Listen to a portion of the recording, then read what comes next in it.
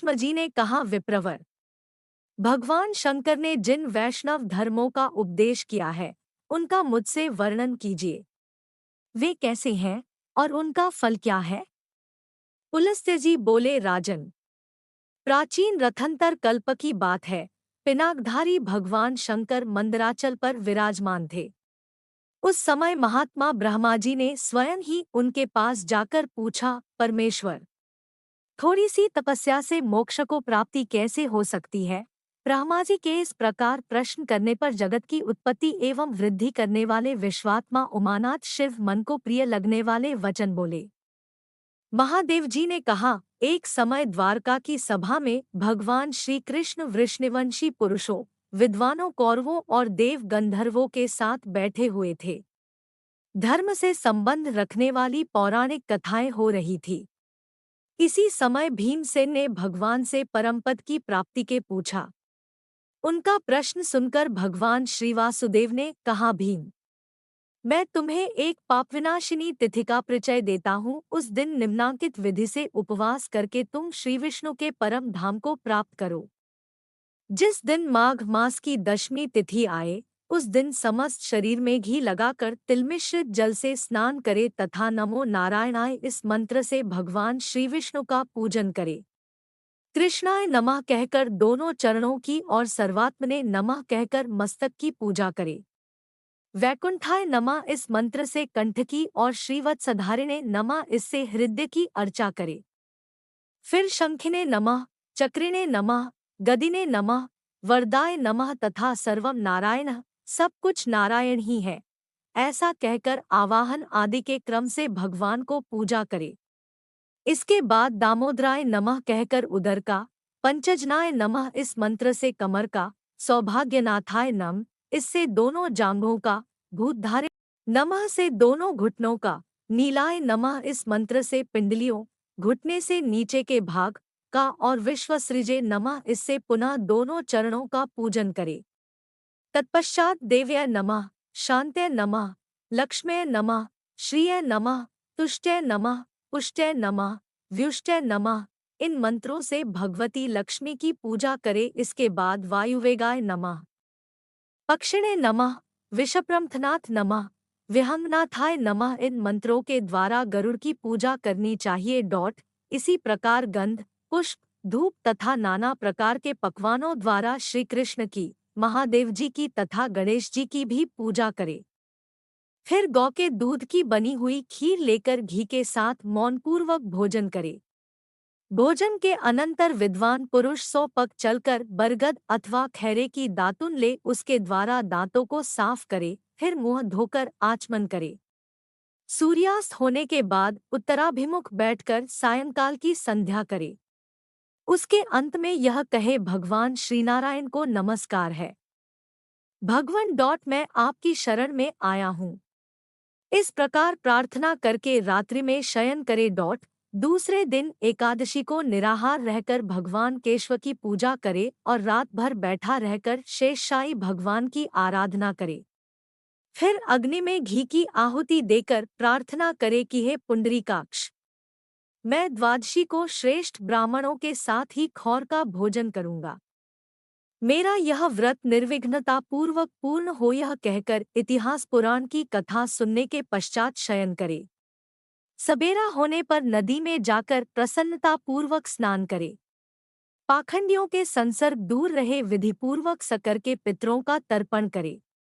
फिर शेषशायी भगवान को प्रणाम करके घर के सामने भक्तिपूर्वक एक मंडप का निर्माण कराए।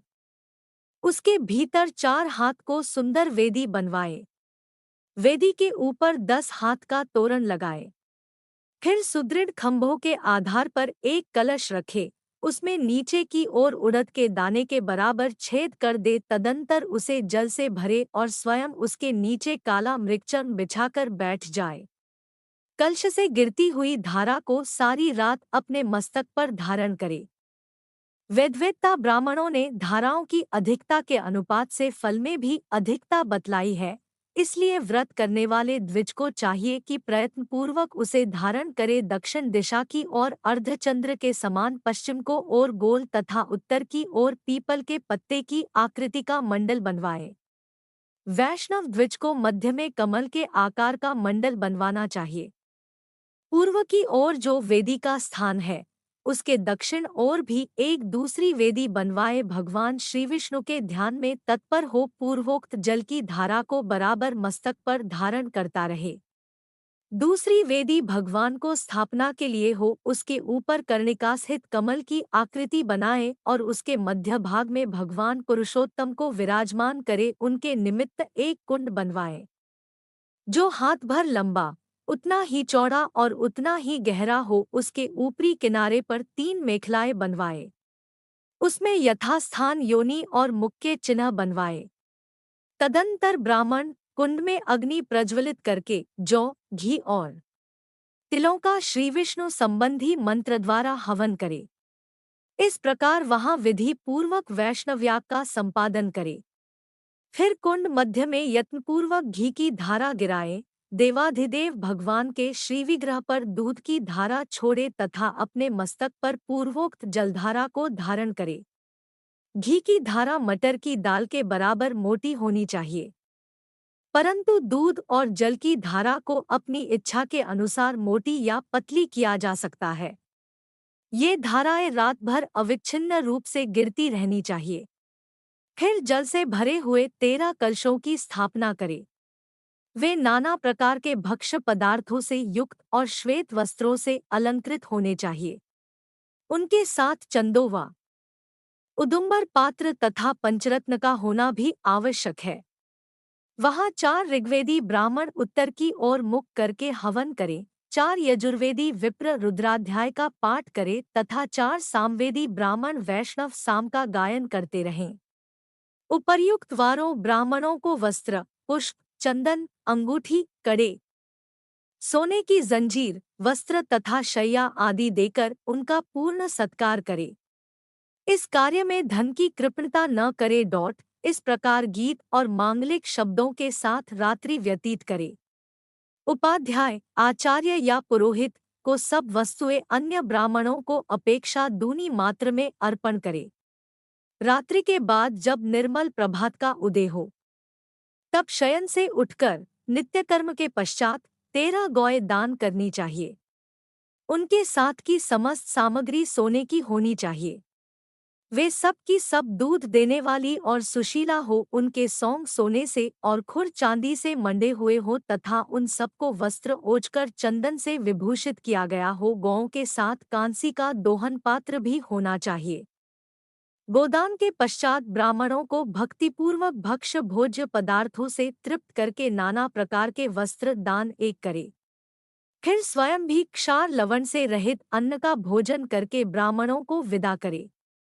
पुत्र और स्त्री के साथ 8 पग तक उनके पीछे पीछे जाए और इस प्रकार प्रार्थना करे, हमारे इस कार्य से देवताओं के स्वामी भगवान श्री विष्णु, जो सबका क्लेश दूर करने वाले हैं, प्रसन्न हो। श्री शिव के हृदय में श्री विष्णु है और श्री विष्णु के हृदय में श्री शिव विराजमान है।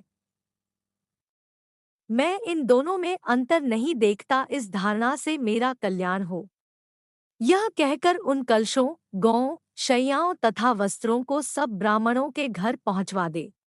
अधिक शैयाएं सुलभ न हो तो गृहस्थ पुरुष एक ही शैया को सब सामानों से सुसज्जित करके दान करे। भीमसेन, वह दिन इतिहास और पुराणों के श्रवण में ही बिताना चाहिए। अत तुम भी सत्वगुण का आश्रय ले मात्सर्य का त्याग करके इस व्रत का अनुष्ठान करो। यह बहुत गुप्त व्रत है, किंतु स्नेहवश मैंने तुम्हें बता दिया है। वीर, तुम्हारे द्वारा इसका अनुष्ठान होने पर यह व्रत तुम्हारे ही नाम से प्रसिद्ध होगा। इसे लोग भीमद्वादशी कहेंगे। यह भीमद्वादशी सब पापों को हरने वाली और शुभकारिणी होगी। प्राचीन कल्पों में इस व्रत को कल्याणिनी व्रत कहा जाता था। इसका स्मरण और कीर्तन मात्र करने से देवराज इंद्र का सारा पाप नष्ट हो गया था।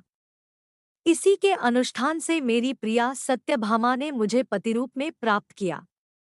इस कल्याणमयी तिथि को सूर्यदेव ने सहस्रों धाराओं से स्नान किया था, जिससे उन्हें तेजोमय शरीर की प्राप्ति हुई। इंद्रादि देवताओं तथा करोड़ों दैत्यों ने भी इस व्रत का अनुष्ठान किया है। यदि एक मुख में 10,000 करोड़ 1 खरब जिह्वाएं हाथ तो भी इसके फल का पूरा वर्णन नहीं किया जा सकता। महादेव जी कहते हैं, ब्राह्मण कलयुग के पाप को नष्ट करने वाली एवं अनंत फल प्रदान करने वाली इस कल्याणमयी तिथि की महिमा का वर्णन यादवराज कुमार भगवान श्री कृष्ण अपने श्रीमुख से करेंगे। जो इसके व्रत का अनुष्ठान करता है, उसके नरक में पड़े हुए पितरों का भी यह उद्धार करने में समर्थ है। जो अत्यंत भक्ति के साथ इस कथा को सुनता तथा दूसरों के उपकार के लिए पढ़ता है, वह भगवान श्री विष्णु का भक्त और इंद्र का भी पूज्य होता है। पूर्व कल्प में जो माघ मास की द्वादशी परम पूजनीय कल्याणिनी तिथि के नाम से प्रसिद्ध थी, वही पांडुनंदन भीमसेन के व्रत करने पर अनंत पुण्यदायिनी भीमद्वादशी के नाम से प्रसिद्ध होगी।